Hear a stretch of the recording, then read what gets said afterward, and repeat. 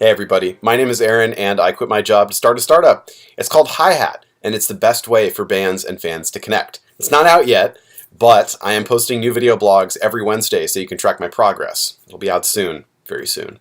So this week I'm going to talk about abstractions, and specifically I had this thing in the app that basically I wanted to keep track of how many points people had so that they could spend them, and I wanted to keep track of how many points they had ever earned so I could rank them and put them on leaderboards and stuff like that.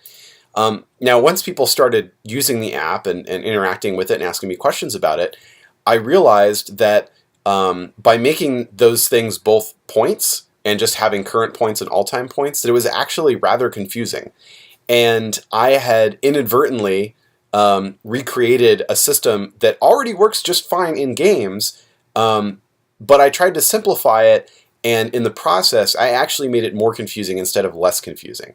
Now this is a mistake that I've made before in some previous games that I've worked on, and I'll let you try and guess what those were and what those mistakes were. But long story short, my solution was to basically rebrand the system to match more of the type of things that games already use that work just fine. So I wanted to give people a clear goal that was about earning points and about, climbing up the leaderboard. But I don't want it to just be about, being in the top 250, because for most people in a large system that's unattainable. So I wanted to give them smaller goals and, markers for them to reach and aspire to.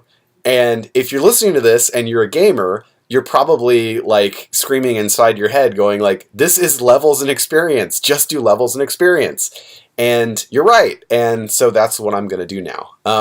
It feels really silly to build a whole system that is like something else but not quite that thing, and then have to go and rebuild it afterwards and go like, well, duh, I should have known better.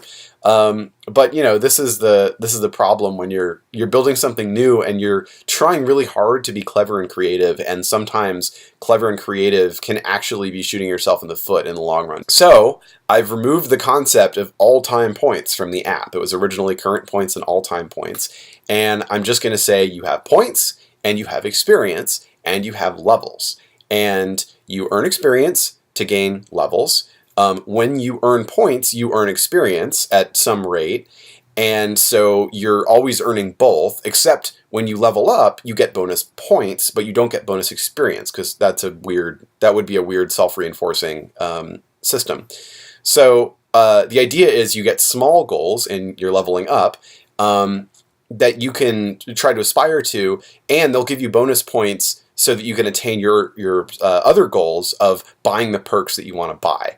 I'm also labeling the levels, so it's, you start out as a baby fan, and then you're a new fan, and you progress all the way up to like super fan and uber fan and stuff like that. I don't think I actually used uber fan, but I thought about it. And the goal is to be the biggest fan if you're a competitive type of person. If you're not, the goal is just to earn points. So that works too. Anyway, I hope this was helpful to anybody who's trying to be a clever game designer or a clever app designer or something like that. There's always a danger in trying to be too clever with systems and ideas that have already been explored and have worked just fine for, I don't know, let's say 40 years in this case. Anyway, as always, thank you for watching. Please remember to like and subscribe and all that good stuff. I love hearing feedback. Oh, the heater just turned on. All right, anyway, I'll see you next week.